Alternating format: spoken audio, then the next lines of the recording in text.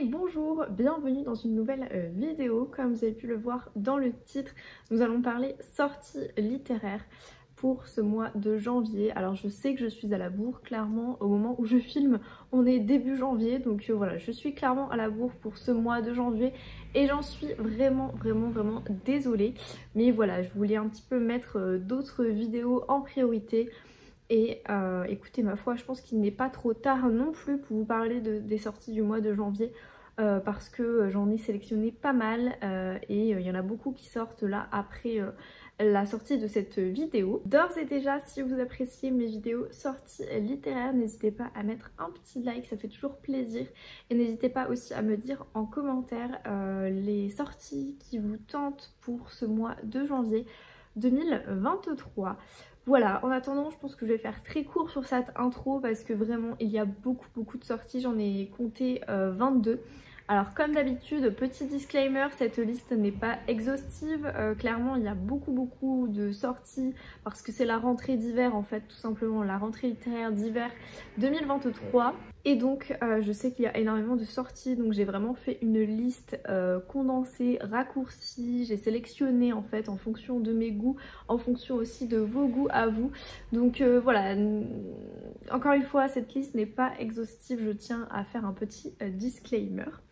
Et sur ce, je vous laisse du coup avec les sorties pour ce mois de janvier 2023. La première sortie qui me tente énormément, c'est Un jardin de mensonges de Suzanne Fletcher qui est sorti au format poche le 4 janvier dernier.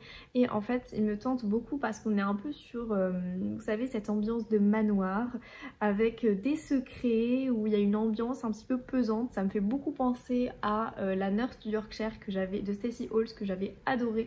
Donc voilà, franchement, Un jardin de mensonges a l'air juste génial. On est aussi sur la thématique de la botanique.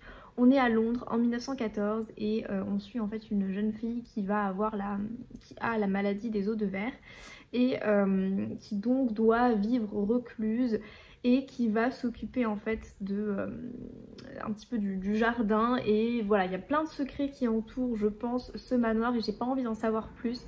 Mais vraiment cette sortie me tente énormément. Elle est un peu voilà, dans la lignée de ce que j'ai l'habitude de lire, donc écoutez, ma foi, pourquoi pas craquer. La deuxième sortie de cette sélection, il s'agit des Sœurs de Montmort de Jérôme Loubry qui sort donc au format poche chez Le Livre de Poche le 4 janvier également, qui est sorti donc. Et j'avais lu ce roman en octobre dernier. J'avais bien aimé, mais ça n'avait pas été non plus une lecture incroyable. Voilà, il y a un gros twist final, évidemment je crois que c'est un peu la marque de fabrique de Jérôme Loubry d'ailleurs. Qui m'avait un peu voilà, laissé pantoise. Clairement ce que je peux vous dire c'est que je pense que c'est une lecture un peu parfaite pour voilà, l'automne. Donc on est en novembre 2021 et on suit en fait tout simplement le chef de la police qui va arriver dans le petit village de Montmort qui en fait est un peu perdu, isolé dans les montagnes. Sauf que ce village il cache énormément de secrets. Apparemment tout a l'air lisse, propre, enfin tout est lisse, tout est propre. Il y a un système de vidéosurveillance qui est juste à la pointe de la technologie. Mais apparemment il y a des histoires, des légendes qui entourent ce village. Et on sent dès le début que tout a l'air vraiment bizarre. Je vous en dis pas plus parce que je pense qu'il faut voilà, découvrir petit à petit l'histoire. Il est relativement court aussi. Donc voilà, en tout cas s'il vous tente, franchement n'hésitez pas à le lire vu qu'il est sorti en poche. La prochaine sortie, donc il s'agit de Au premier regard de Lisa Gardner. C'est sorti le 4 janvier dernier chez Albin Michel. C'est visiblement le roman numéro 1 du suspense aux États-Unis. Écoutez, moi je connais Lisa Gardner, il me semble que j'avais déjà lu un roman d'elle. J'avais bien aimé, donc voilà, je l'ai mis dans cette sélection. Je sais qu'il y a des fans aussi de l'autrice parmi mes abonnés, donc voilà, franchement je la mets dans la sélection. Je vous avoue que j'ai pas spécialement envie de lire non plus le résumé, c'est juste petite information. La prochaine sortie, il s'agit de Pourrir nos mondes de Ken Follett qui est donc paru au format poche chez Le Livre de Poche le 4 janvier dernier. C'est selon Le Point une œuvre magistrale. Non mais Ken Follett, c'est vraiment la référence en matière je pense de roman historique et du coup je vais vous lire le résumé. De nos jours, dans le désert du Sahara, 2 agents secrets français et américains pistent des terroristes trafiquants de drogue, risquant leur vie à chaque instant. Une jeune veuve tente de rejoindre l'Europe et se bat contre des passeurs. Elle est aidée par un homme mystérieux qui cache sa véritable identité. En Chine, un membre du gouvernement lutte contre de vieux faucons communistes qui poussent le pays vers un point de non-retour.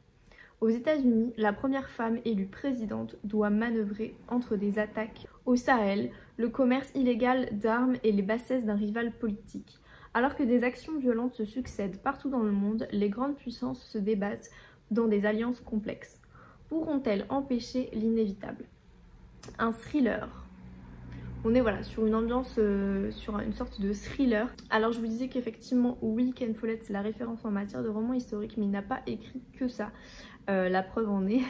Voilà, ce thriller en tout cas très contemporain sort au format poche.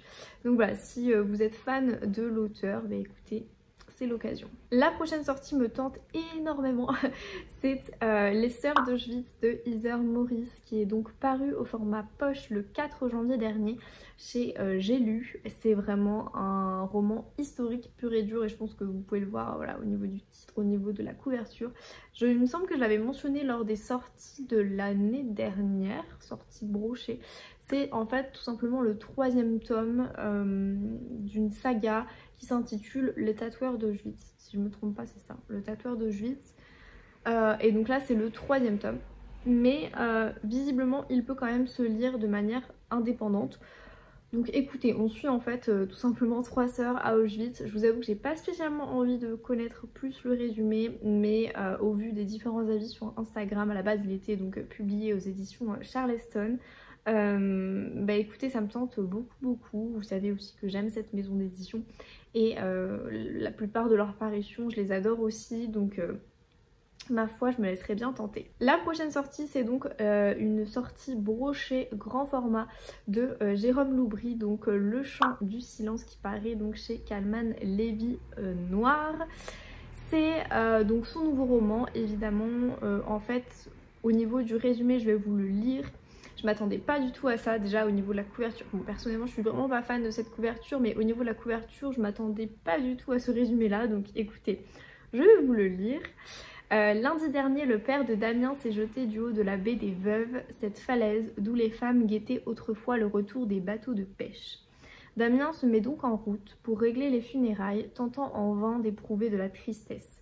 Durant l'été 95, ce père qu'il aurait voulu aimer est devenu un meurtrier, les contraignant, sa mère et lui, à déménager à l'autre bout de la France car la ville entière maudissait leur nom. Damien n'est jamais revenu. La seule lumière dans ce pèlerinage douloureux est qu'il va revoir Oriane, son amour d'enfance. Mais arrivé dans le quartier des pêcheurs, désormais à l'abandon, Damien découvre dans la parka de son père une photo qui remet tout en question. Et si la vérité sur l'été 95 était tout autre? Pourquoi pas, écoutez, ils indiquent un thriller mêlant émotion et angoisse proche du roman noir qui avance par touches imperceptibles vers un dénouement aussi stupéfiant que bouleversant. Écoutez, il a l'air plutôt pas mal, donc ma foi j'espère, j'ai encore de Jérôme Loubry Les Refuges dans ma palle, donc je vais d'abord lire celui-ci avant de me laisser tenter par d'autres romans de lui, mais au vu des résumés il a l'air quand même assez sympathique. La prochaine sortie qui est assez étonnante, mais en même temps pas tellement, le 4 janvier dernier est donc sorti Le Quatuor des Smith, tome 1 et 2 de Julia Quinn. C'est l'autrice donc des Chroniques de Bridgerton. Elle avait déjà sorti les Roquesby il y a quelques... ou alors c'était une réédition, je me souviens plus. Il y a quelques mois et donc voilà, on est toujours dans l'époque victorienne, si on peut appeler ça comme ça. C'est pas vraiment une époque, mais on va dire que c'est un style très victorien où donc on suit la saison des mariages et voilà, c'est toujours un petit peu je pense le même Peach avec donc deux familles, un amour peut-être impossible ou qui est un petit peu compliqué, etc. En tout cas ça me tente plutôt bien. Après à voir, je dois encore lire la série, donc les chroniques de Bridgerton, pour avant de évidemment m'avancer. Mais voilà, si vous êtes fan, vous avez l'information. Le 5 janvier dernier est paru au format poche numéro 2 de David Fuenquinos. C'est un roman en fait qui retrace la vie du numéro 2, donc la personne qui en fait n'a pas été sélectionnée à la fin au niveau des phases finales du casting d'Harry Potter. C'est celui donc qui n'a pas été sélectionné pour être Harry Potter, pour tenir le rôle principal de Harry Potter, donc dans les fameux films qu'on connaît tous. Il y a un gros changement de lumière. En tout cas il me tente beaucoup. Je suis pas une immense fan d'Harry Potter, mais c'est vrai que j'aime beaucoup l'univers. Ça a quand même vachement marqué aussi mon adolescence, voilà, mon enfance et mon adolescence. Donc écoutez, pourquoi pas voilà, tenter de lire. En plus je connais pas du tout David Fuenquinos, sa plume, donc ça peut être l'occasion. La prochaine sortie me tente beaucoup cette fois-ci. Il s'agit du Pavillon des combattantes de Emma Donoghue. J'imagine que ça se prononce comme ça. Ça sort donc en format poche chez Pocket le 5 janvier. Je vais le recevoir parce que je suis donc jurée pour le Grand Prix des lecteurs Pocket 2023 et qu'il fait partie de la sélection littérature étrangère. Donc écoutez, j'ai vraiment hâte de le lire, hâte de le recevoir. On est à Dublin en 1918 et en fait on est dans une immersion complète dans la salle de quarantaine d'une maternité en pleine pandémie de grippe espagnole. Dublin est donc ravagé par la guerre et un nouveau mal s'abat sur l'Irlande. On l'appelle la grande grippe ou encore la grippe espagnole, mais l'épidémie fait rage, ajoutant la confusion au chaos. Placée à la tête d'une maternité de fortune, l'infirmière Julia Power l'affronte chaque jour en première ligne. À l'aube de ses 30 ans, alors qu'à l'hôpital on manque de tout, Julia se retrouve seule pour gérer ses patientes en quarantaine. Elle ne dispose que de l'aide d'une jeune orpheline bénévole, Bridie, et des rares mais précieux conseils du docteur Kathleen Lynn, farouche indépendantiste. Dans une salle exiguë où les âmes comme les corps sont mis à nu, tous les trois s'escrimeront là où la mort règne à donner la vie envers et contre tout. Il a l'air juste bouleversant et pareil, je n'ai vu que des très bons retours. Donc écoutez, ma foi, pourquoi pas. La prochaine sortie donc paraît le 11 janvier prochain, La sorcière de Limbridge de Suzanne Smith. Ça paraît donc dans la nouvelle collection des éditions Charleston qui s'intitule donc Les Ailleurs. Je suis désolée, je parle plus fort parce qu'il y a de la route, il y a du mouvement. On est en fait en 1674 et on suit une jeune femme qui a été accusée de sorcellerie, à tort évidemment parce que elle ne faisait que soigner des gens avec des remèdes naturels. Et évidemment à cette époque toutes les femmes qui avaient un minimum de connaissances, de savoir, qui vivaient seules, qui n'étaient pas mariées, etc. C'était voilà, tout de suite sorcière. Et donc il fallait les condamner, les juger, les exécuter. Enfin les juger entre guillemets et les exécuter. Bref, c'est un roman qui a l'air juste bouleversant, qui me tente énormément. Je vais le recevoir donc de la part des éditions Charleston normalement ce mois-ci. Donc écoutez, j'ai hâte de le lire et j'ai hâte aussi de vous en faire un retour. La prochaine sortie c'est évidemment le 11 janvier aussi, il y a beaucoup de sorties le 11 janvier. Il s'agit de Memphis de Tara M. Stringfellow. C'est un roman déjà au vu de la couverture qui a l'air très sympa. Enfin dire je regarde la couverture, je me dis ça a l'air très sympa. Bref, ça sort aux éditions donc Charleston en format broché. Et en fait je vais vous lire du coup un petit peu le résumé. On est dans la chaleur étouffante de l'été 95. Après un énième débordement de colère de son père, Joanne North trouve refuge avec sa mère et sa jeune sœur dans la majestueuse maison qui a vu les femmes de sa famille grandir. Tapissée de lierre et de chèvrefeuilles où nichent colibris, abeilles et papillons, ce verdoyant havre de paix semble raconter sa propre histoire. En poussant la gigantesque porte de bois, Joanne sait qu'elle va découvrir d'innombrables fantômes. Celui de son arrière-grand-père, lynché après être devenu le premier inspecteur noir de la ville.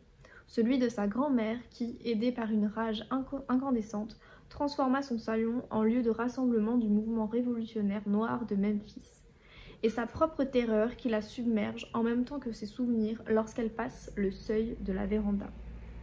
Confrontée aux tragédies des générations qui l'ont précédée dans cette demeure, Joanne devine intimement, du haut de ses 10 ans, que la violence n'est jamais loin. Pareil, il a l'air vraiment bouleversant.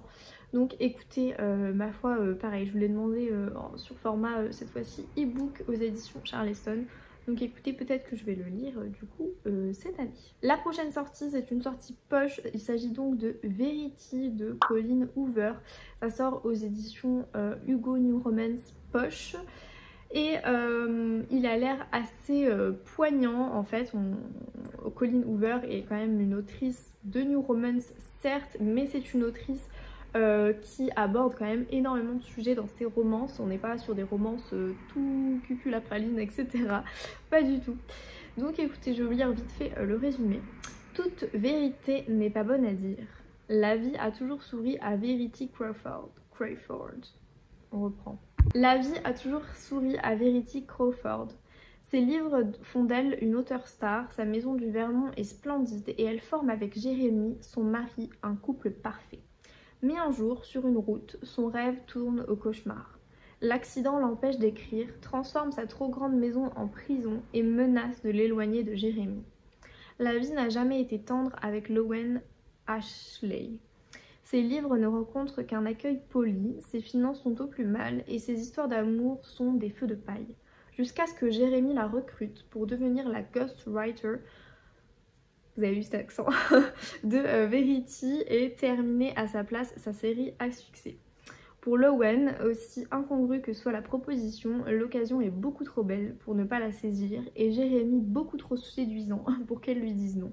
Mais en découvrant dans les papiers de Verity ce qui semble être son autobiographie, Lowen va voir se dessiner, page après page, le portrait d'une femme épouvantable, prête au plus atroce des crimes pour ne pas perdre ce qu'elle a et prompte à toutes les perversités lorsqu'elle se sent menacée.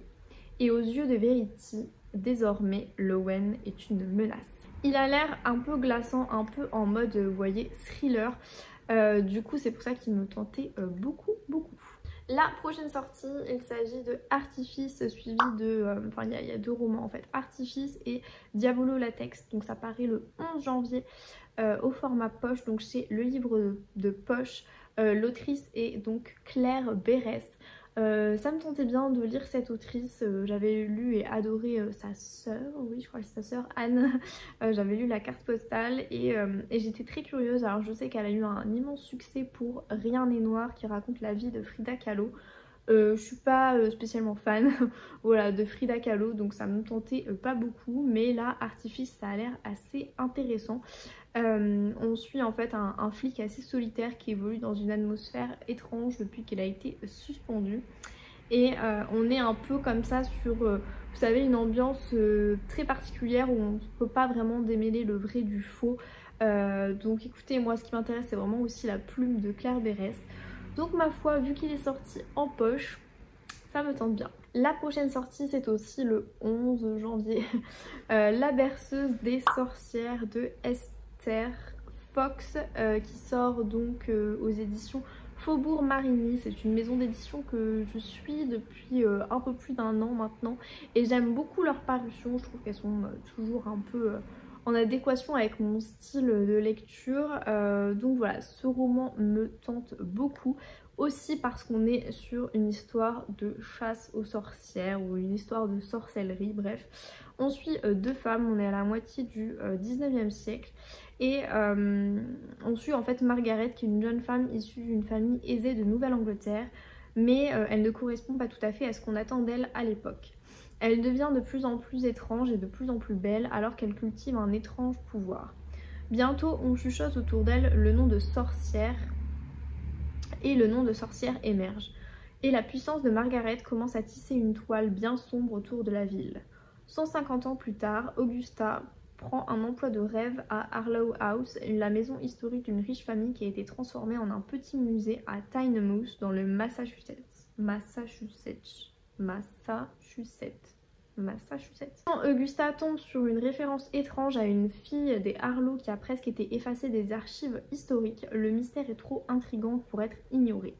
Mais alors qu'elle creuse plus profondément, quelque chose de sinistre jaillit dans son sommeil, une puissance obscure qui lie une femme à l'autre à travers les lignes de sang et de temps. Augusta ne peut résister à son charme, tout ce qu'elle sait et aime, y compris sa vie même, pourrait être perdu à jamais. Il tourne un petit peu, je trouve, vers le fantastique, mais écoutez, ma foi, ça me tente vraiment bien.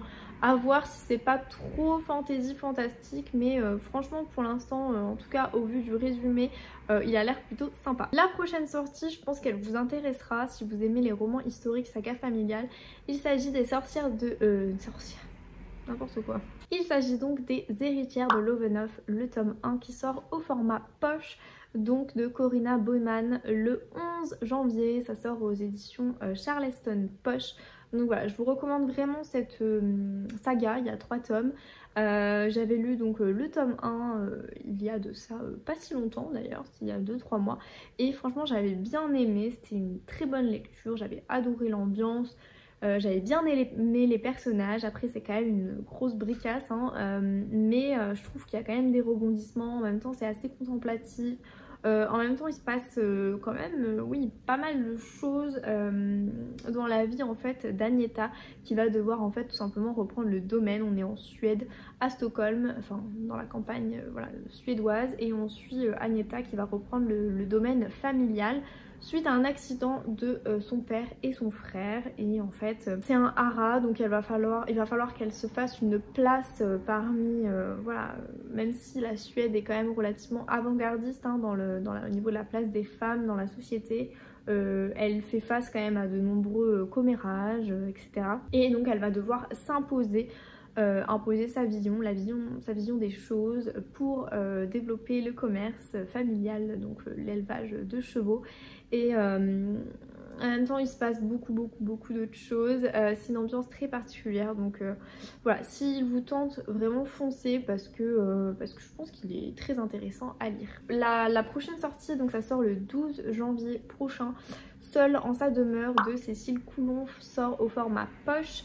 C'est dans la nouvelle collection, la collection proche, et donc la nouvelle en fait si vous voulez collection des éditions de l'Iconoclaste si je me trompe pas.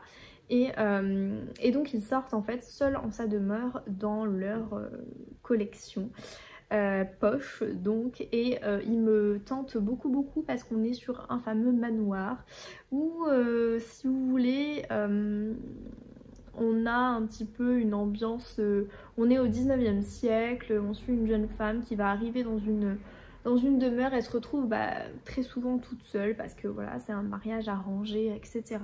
Et elle devient, je pense, un peu à moitié folle. Ça ressemble beaucoup à Rebecca. En tout cas voilà, j'imagine l'ambiance un petit peu comme ça. Donc écoutez, ma foi, il me tente bien. La prochaine sortie, ça va paraître le 12 janvier au format poche chez Pocket. Il s'agit des Fêlures de Barbara Abel. On l'avait vu à la foire du livre de Brive. C'est une autrice assez connue quand même de thriller, et Les Fêlures était son dernier roman. Donc qui est le véritable meurtrier de quelqu'un qui se suicide? Bref, ça a l'air assez bouleversant. On est sur vraiment un thriller psychologique où on suit Martin et Roxane qui ont 20 ans, qui forment un couple fusionnel auquel tout semble sourire, mais un matin on les retrouve ensemble dans leur lit suicidés.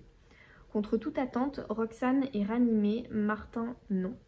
Roxane va devoir s'expliquer devant ses proches, ceux de Martin, et bientôt devant la police, car ce suicide en partie raté a tous les traits d'un meurtre parfait. Que savons-nous réellement de ce qui se passe au sein d'un couple, au sein d'une famille? Que savons-nous des fêlures de chacun? Voilà, il a l'air assez... apparemment, voilà, Barbara Abel a quand même une plume relativement addictive. Donc écoutez, ma foi, il me tente bien. Voilà, c'est pour ça que je l'ai mis dans cette sélection. La prochaine sortie, ça paraît aussi le 12 janvier. Il s'agit du nouveau roman de Shari Lapena, En seconde noce, qui va paraître donc aux presses de la Cité. Shari Lapena, c'est un petit peu la référence en matière de thriller domestique, donc où on suit forcément des familles, des couples, etc. On est un petit peu, pas dans un huis clos, mais souvent Le huis clos ressemble en fait à un quartier familial, à une ville voilà, où tout le monde un petit peu se connaît. Donc écoutez, j'ai pas trop envie de lire le résumé, mais je sais qu'il y a des fans de Charlie La Pena là, donc voilà, vous avez l'information. La prochaine sortie, ça paraît le 13 janvier prochain. Il s'agit en fait de la sortie poche de Au service secret de Marie-Antoinette, donc le tome 1, l'enquête du Barry. Alors j'avais pas du tout apprécié en fait cette lecture, mais je sais que voilà, si vous aimez les Cozy Mystery, peut-être que vous allez l'apprécier. Moi et les Cozy Mystery des fois c'est très conflictuel mais voilà, si vous êtes fan de Cozy Mystery, sachez qu'il sort en poche enfin, parce que il me semble que le brochet est sorti il y a déjà un petit moment, ça fait 2 ans. Donc voilà, il sort enfin en poche et il y aura l'édition de la plupart des tomes de la saga. Le 18 janvier prochain, je suis désolée mais mes cheveux tombent partout là. Le 18 janvier prochain va sortir Les femmes du dispensaire de Henrique Engel. Ça sort aux éditions donc Charleston. Ce roman en fait au tout début, au moment où je l'ai vu un petit peu, où j'ai lu le résumé, je me suis dit ouais, bof. Mais finalement, quand les lectrices Charleston de cette année en ont bien parlé, parce qu'elles ont lu du coup le roman en avant-première, elles en ont bien parlé, il y a beaucoup qui ont eu des coups de cœur, etc. Ça partait un petit peu en enquête, pas en thriller mais plus en polar. C'était une sorte de polar historique qui changeait de la ligne éditoriale de Charleston. Et vraiment quand elles ont voilà, elles en ont un peu plus parlé, finalement ça m'a bien tenté. Et donc on est sur le port de Hambourg, on est en Allemagne en 1910. On suit Anne qui est diplômée de la faculté de médecine. Et elle rentre à Hambourg déterminée à mettre ses compétences au service des plus démunis. Quand 2 corps de femmes sont découverts aux abords du dispensaire qu'elle vient d'ouvrir dans le quartier le plus défavorisé du port, Anne comprend que c'est un message qui lui est destiné. Réussira-t-elle à arrêter le meurtrier tout en protégeant les femmes dans le besoin auquel elle vient en aide?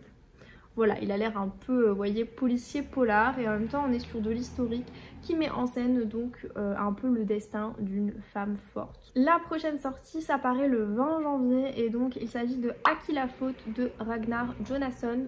C'est un auteur donc islandais qui fait principalement des polars islandais. Et écoutez, ma foi, j'aime beaucoup sa saga La Dame de Reykjavik, j'avais adoré vraiment. Et À qui la faute, on est un petit peu pareil, c'est toujours un peu sa marque de fabrique, on est sur une, si vous voulez, dans l'Islande sauvage, une sorte de huis clos assez ténébreux, où en fait on a un voyage entre 4 amis qui tournent au cauchemar. Il y a une tempête de neige violente et inattendue qui s'abat et qui oblige les amis à se réfugier dans un pavillon de chasse abandonné. Et à l'intérieur en fait de ce pavillon de chasse, une découverte macabre changera à jamais le cours de leur existence et donc de leur amitié. C'est le début d'une longue nuit où les 4 amis voient ressurgir ce qu'ils ont de pire en chacun d'eux. Il a l'air incroyable. Écoutez, ce sera peut-être le polar islandais de cet hiver, hein, ma foi. Enfin, la dernière sortie, il s'agit du tome 3 des rêves de nos mères de Karine Pitoki. Vous le savez, j'adore cette saga. Ça sort le 24 janvier, ce tome 3 aux éditions donc Charleston. Évidemment, je l'ai demandé. Cette fois-ci, on est en 1919. Je peux pas vous lire le résumé, c'est un tome 3. Mais voilà, je vous recommande vraiment cette saga si vous aimez les romans historiques avec des fonds, avec un fond de romance. Je pense que ça peut vraiment vous plaire. Voilà, cette vidéo est désormais terminée. J'espère que vous avez pu noter des belles sorties. Pas mal de sorties effectivement sur ce mois de janvier. Ça fait mal au porte-monnaie. Mais j'ai noté aussi de très belles sorties là pour février et pour mars. Donc écoutez, ma foi, nous ne sommes pas au bout de nos surprises. Non mais c'est de toute manière, les sorties littéraires, c'est toujours toute l'année, hein, n'est-ce pas? Mais non, la rentrée littéraire là d'hiver s'annonce quand même très bien. Voilà, n'hésitez pas du coup encore une fois à me dire en commentaire si vous avez pu noter des sorties intéressantes. Et moi sinon du coup je vous retrouve dans une prochaine vidéo très bientôt, parce que j'ai plein d'idées de vidéos thématiques. Voilà, je vous retrouve dans une prochaine vidéo, je vous fais plein de bisous et puis je vous dis à bientôt, bye bye.